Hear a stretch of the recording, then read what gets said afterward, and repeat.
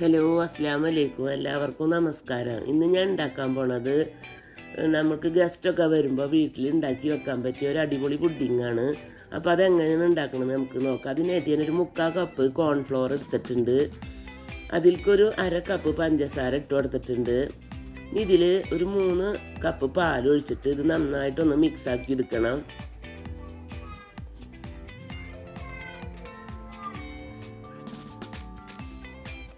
നന്നായിട്ടൊന്ന് നമുക്ക് ഇളക്കിയിട്ട് കട്ടൊന്നുമില്ലാതെ യോജിപ്പിച്ചെടുക്കുക.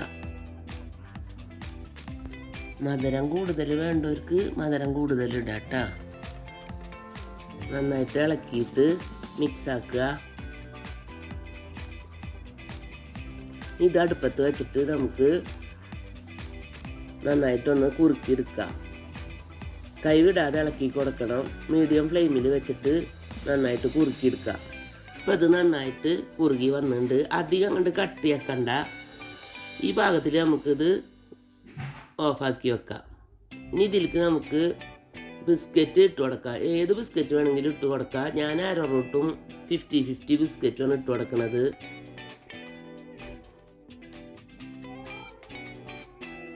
പൊട്ടിച്ചിട്ട് ഈ ബിസ്ക്കറ്റൊക്കെ ഇതിൽ ഇട്ട് കൊടുക്കാം.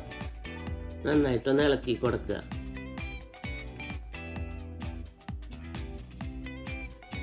ഈ ബിസ്ക്കറ്റ് ഇതിൽ കിടന്നിട്ട് നന്നായിട്ട് സോഫ്റ്റ് ആവും.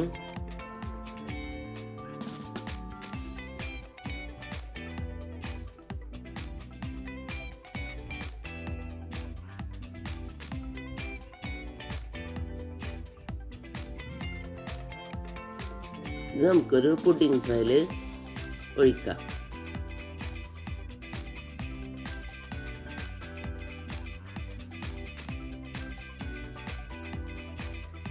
എല്ലാതും നമുക്കിതിൽ ഒഴിച്ചെടുത്തിട്ട് ഫ്രിഡ്ജിൽ വെച്ചിട്ടൊന്ന് സെറ്റാക്കാൻ വെക്കാം. ഒരു അരമണിക്കൂർ കഴിയുമ്പോഴേക്കും ഇതൊന്ന് ഉറച്ച് കിട്ടും. ഈ എല്ലാതും ഇതിൽ ഒഴിച്ചു കൊടുത്തിട്ട് നമുക്ക് ഫ്രിഡ്ജിൽ സെറ്റാക്കാൻ വെക്കാം.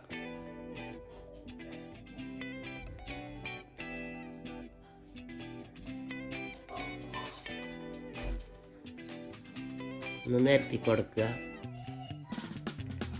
ഫ്രിഡ്ജിൽ വെച്ച് നമുക്ക് സെറ്റാക്കാം. ഇനി സെക്കൻഡ് ലെയറിന് വേണ്ടിയിട്ട് ഞാനൊരു 3/4 കപ്പ് കോൺഫ്ലോർ എടുത്തിട്ടുണ്ട്.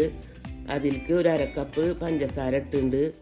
പിന്നെ കൊക്കോ പൗഡർ 1/2 കപ്പ് എടുത്തിട്ടുണ്ട്. ഇനി മധുരം കൂടുതൽ വേണ്ടവർക്ക് പഞ്ചസാരയുടെ അളവ് കൂട്ടിക്കൊടുക്കാം. Cocoa powder മധുരമില്ലാത്തതാണ്. അപ്പോൾ പഞ്ചസാര വേണമെങ്കിൽ 1 കപ്പ് ഇട്ട് കൊടുക്കാം. ഇതിലേക്കും 3 കപ്പ് പാല് ഒഴിച്ചു കൊടുത്തിട്ടുണ്ട്. ഇത് കട്ടല്ലാണ്ടൊന്ന് ഇളക്കിയിട്ട് യോജിപ്പിക്കുക.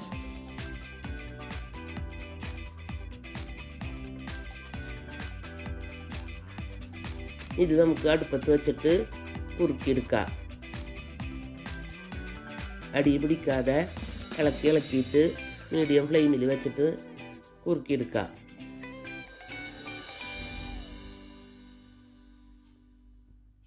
ഇത് കുറുകി വന്നിട്ടുണ്ട്. നമുക്ക് ഫ്ലെയിം ഓഫാക്കി വെക്കാം. ഇളക്കി കൊടുക്കാം.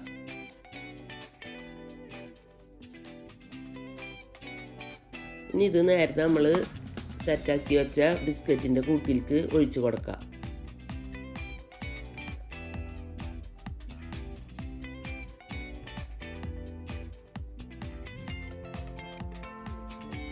ഫുള്ള് നമുക്കിതിൽ ഒഴിച്ചു കൊടുക്കാം.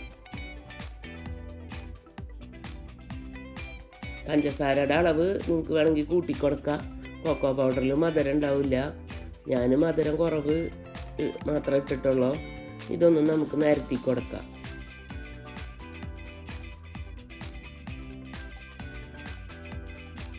ഇതിൻ്റെ മുകളിൽ ഞാൻ കുറച്ച് തേങ്ങ പഞ്ചസാരയും കൂട്ടിയിട്ട് ഒന്ന് ഫ്രൈ പാനിൽ ചൂടാക്കിയിട്ട് തേങ്ങയുടെ വെള്ളമൊക്കെ ഒന്ന് വറ്റിച്ചെടുത്തിട്ട് ഇതിൻ്റെ മുകളിലൊന്ന് ഇട്ട് കൊടുക്കുന്നുണ്ട്.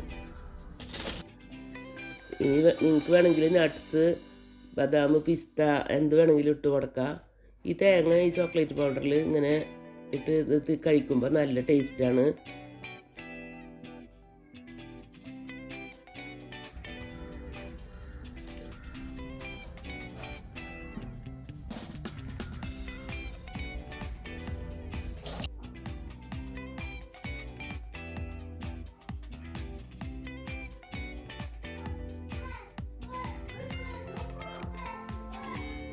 ഇനി ഇത് നമുക്ക് ഫ്രിഡ്ജിൽ വെച്ചിട്ട് ഒരു 4 മണിക്കൂറോളം ഒന്ന് സെറ്റാക്കി എടുത്തിട്ട് നമുക്ക് സെർവ് ചെയ്യാവുന്നതാണ്.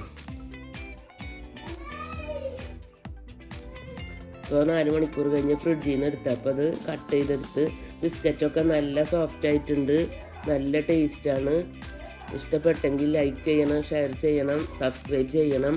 Thank you for watching my video.